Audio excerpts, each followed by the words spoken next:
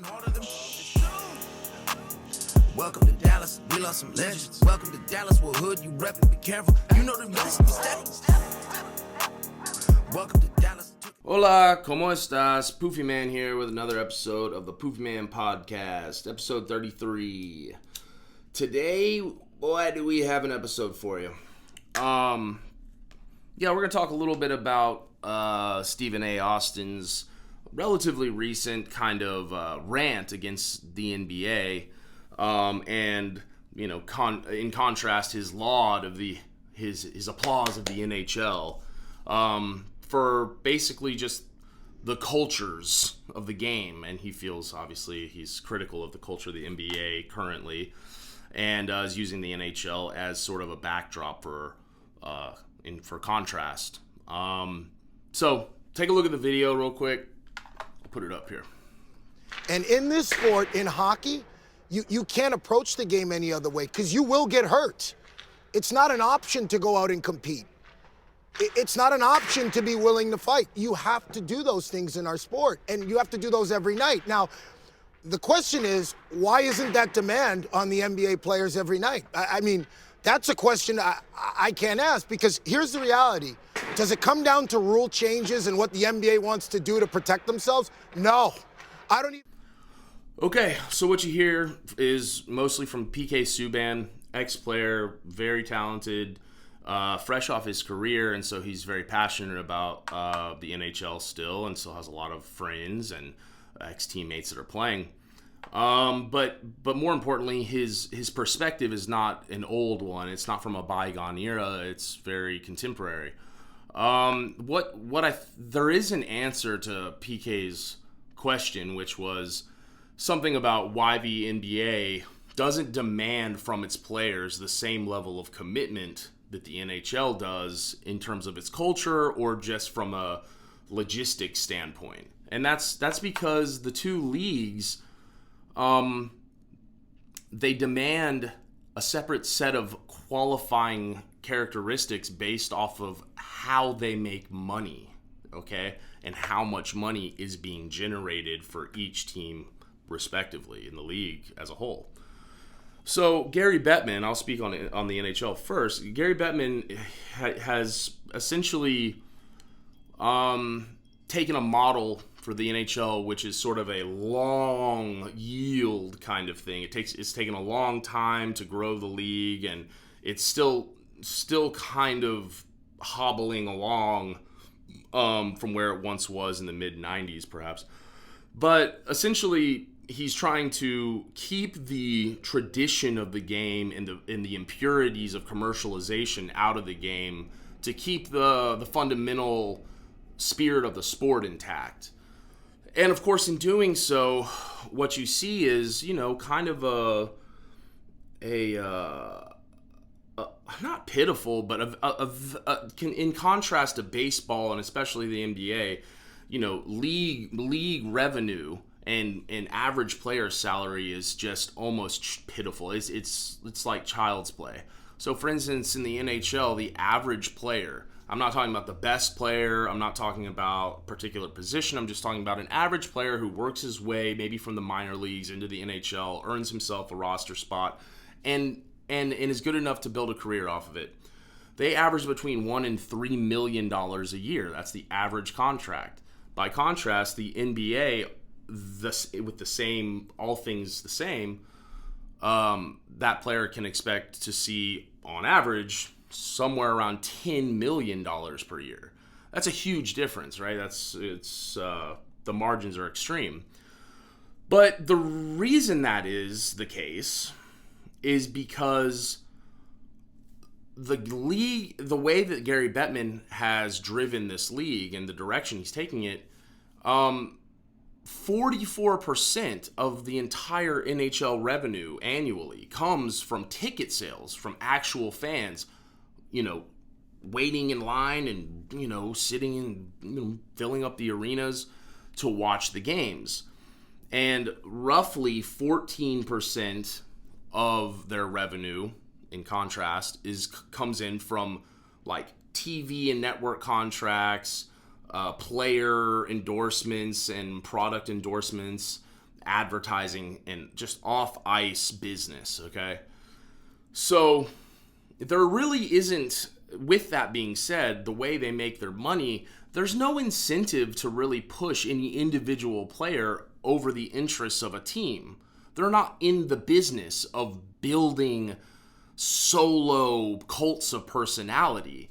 And you can see that because every NHL player appears to be fucking boring whenever they're, being, addressing the public. It's very robotic and it's very all about the team and yada, yada, yada.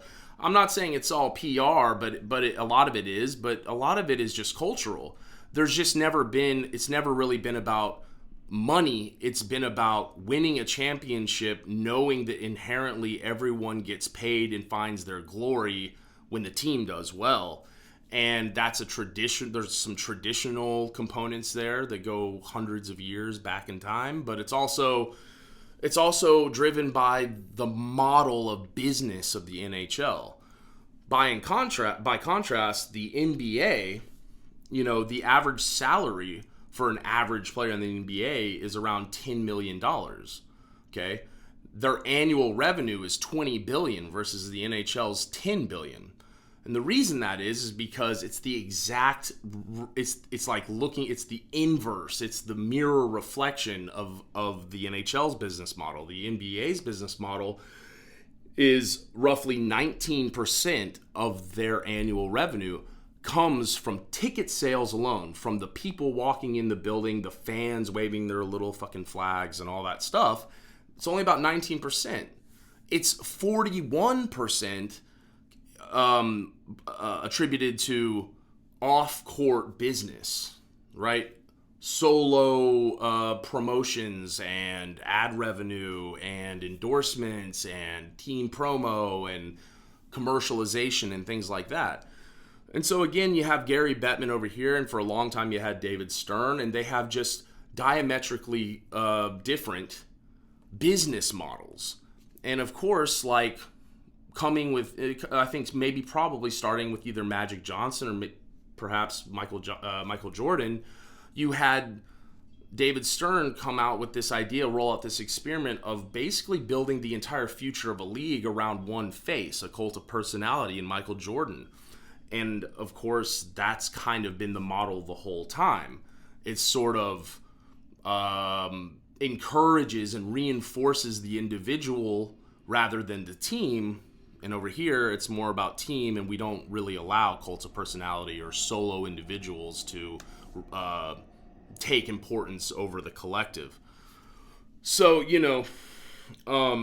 that's a lot of why the money and the models for making it are so drastically different. And I think that's where you see the difference in the games in general, because a lot of these players, if you're making $1 to $3 million, which is an average salary in the NHL, I mean, you have to love the game. You have to love the game to play. A lot of these kids in the NHL, there's a socioeconomic dynamic too, where a lot of these kids in the NHL, they come up and they have these choices. Like, there's a lot of different avenues and paths to making more money than $1 to $3 million a year that some of them have, coming from, D1 hockey schools like Harvard or Yale.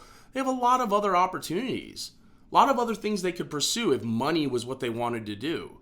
But they continue to play hockey and commit to it to a point of like really hurting themselves every game to make $1 to $3 million. It's just never been about the money. The culture of hockey does not venerate money in the same way.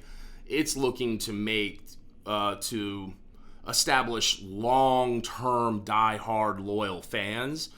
And I think that David Stern, he saw an opportunity to make money from commercializing the individual in the NBA. And so you have a lot of players that come through the NBA and they see an opportunity to essentially,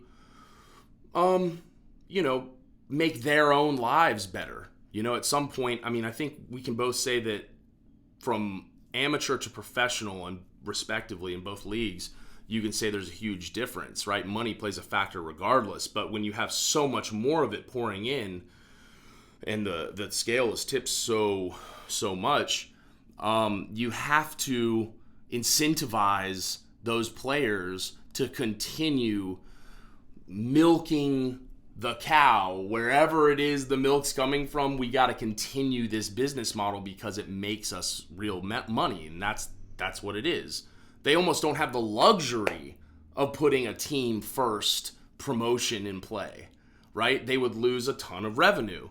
Likewise, the NHL is not going to drift away and try to put a cult of personality model in place because they're afraid they would alienate hardline traditional hockey fans.